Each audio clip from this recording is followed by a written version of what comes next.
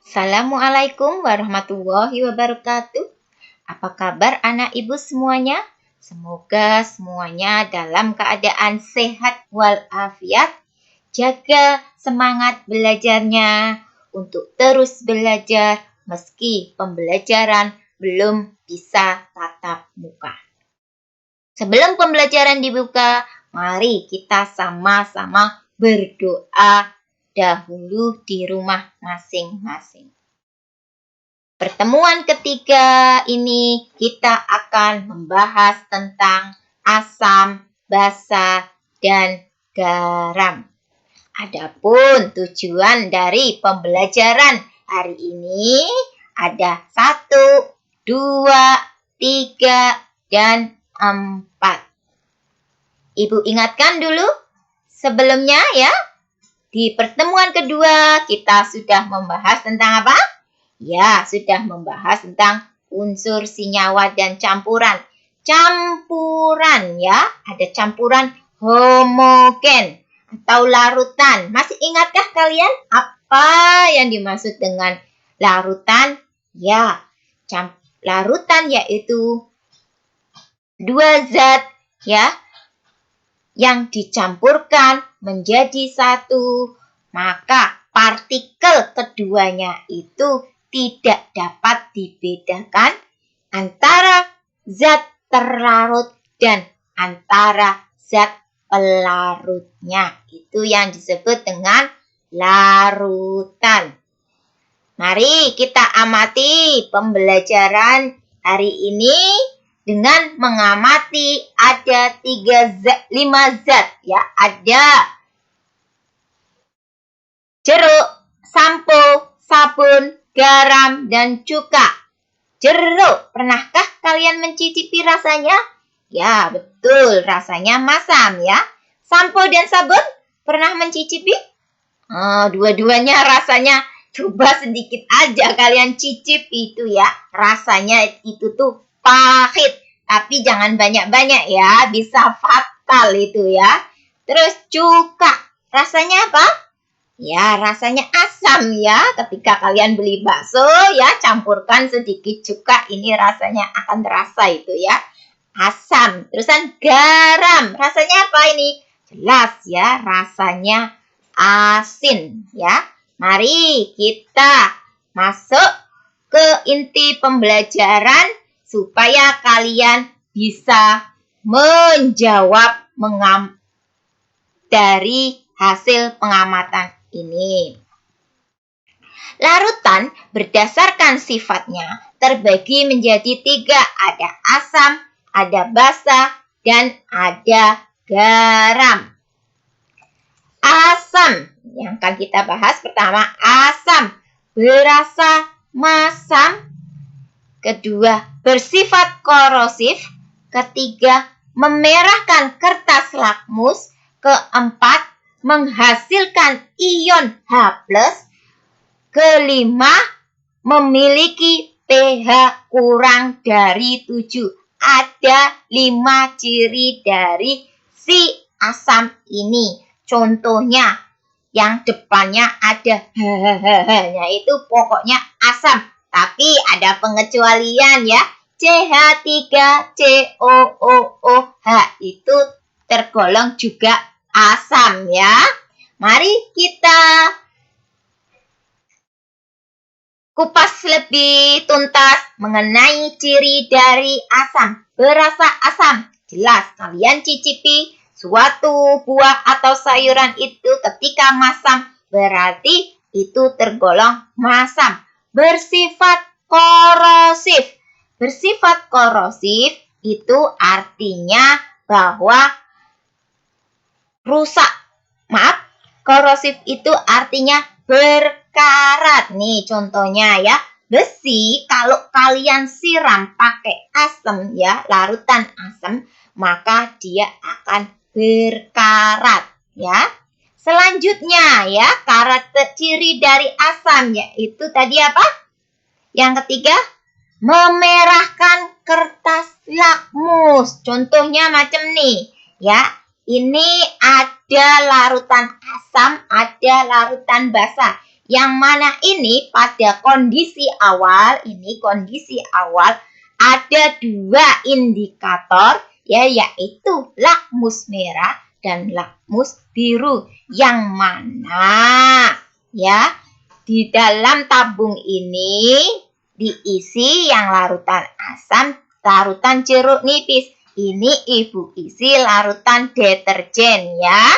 Nah, di sini ketika lakmus merah dicelupkan ke dalam asam ini, maka lakmus merahnya ini akan, ya, tetap berwarna merah nih, tetap merah nih, ya.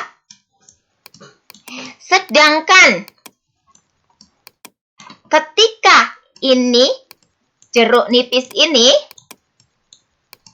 larutan jeruk nipis ini kalian masukkan ke dalam lakmus biru, maka lakmus biru ini akan berubah menjadi merah. Makanya ciri yang ketiga dari asam itu memerahkan apa? Lakmus biru, ya. Ini dari biru menjadi merah. Berbeda dengan basa. Ketika ini ada larutan deterjen ini, ya, lakmus merah ini dicelupkan ke dalam larutan deterjen, maka ini yang terkena ini akan berubah menjadi biru, ya. Nih, ya. Terus sedangkan ketika lakmus biru ini kalian celupkan ke dalam larutan deterjen, tetap, ya, ini tetap biru, ya. Nah, selanjutnya, ciri selanjutnya dari asam itu tadi apa? Melarutkan ion H+. Tadi dah Ibu singgung, ya. Pokoknya yang ada H-nya itu pasti apa? Asam, ya, kecuali CH3COOOH. pH-nya kurang dari 7, ya. Nah, kita lanjut ke basa. Basa memiliki ciri-ciri berasa pahit. Kedua, bersifat licin atau kausatik, artinya dia merusak kulit. Membirukan kertas lakmus tadi, ya, sudah Ibu contohkan ini, ya. Membirukan kertas lakmus nih dari merah ini berubah menjadi biru. Itu ciri dari asam dan ciri dari kertas lakmus untuk larutan basa. Untuk menghafalnya sangat mudah, ya. Asam berarti ada apa? M, ya. Merah. Basa berarti B, biru. Ya, itu cara menghafalnya, ya. Selanjutnya, untuk basa ini menghasilkan ion OH-, ya. Memiliki pH lebih dari 7. Contohnya ini yang ada OH-OH-nya. Garam. Kita lanjutkan. Garam memiliki ciri-ciri sebagai berikut. Hasil reaksi antara asam dan basa, ya, bahwa garam itu perpaduan antara asam dan basa. Sifat garam itu pH-nya sama dengan 7. Di sini ada derajat keasaman, biasanya menggunakan pita. Nih, ya, bahwa untuk derajat skala tingkat keasaman, ketika asam itu berada pada skala 0 sampai ini, di sini 7, maka berasa asam. Sedangkan ketika skalanya berada pada 8 sampai 14 berarti basa. Maka dapat diambil simpulan bahwa asam ini kurang dari 7, ya. Kalau basa lebih dari 7. Kalau netral sama dengan 7 nih, ya.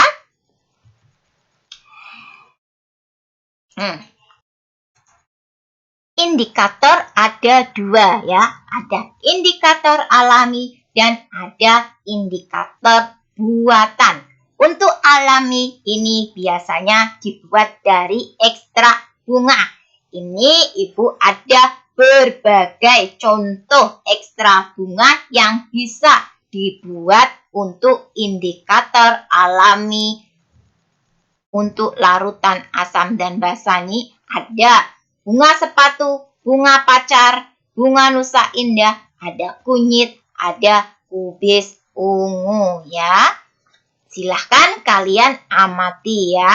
Selanjutnya, indikator yang kedua yaitu indikator buatan ya. Ada lakmus ya, metil merah, metil jingga, fenolflatein ya. Untuk lakmus sudah dibahas tugas kalian ini. Untuk indikator alami dan buatan, browsing banyak-banyak itu ya. Mengenai indikator alami dan buatan. Dari pembelajaran hari ini, maka dapat disimpulkan bahwa asam, basa, dan garam 1 ini ya. 2, 3, 4, 5, 6 ya. Ada 6 perbedaan ya yang bisa kalian amati. Demikian pembelajaran hari ini. Untuk lebih meningkatkan pemahaman kalian, silahkan ya kalian kerjakan penugasan berikut ini ya.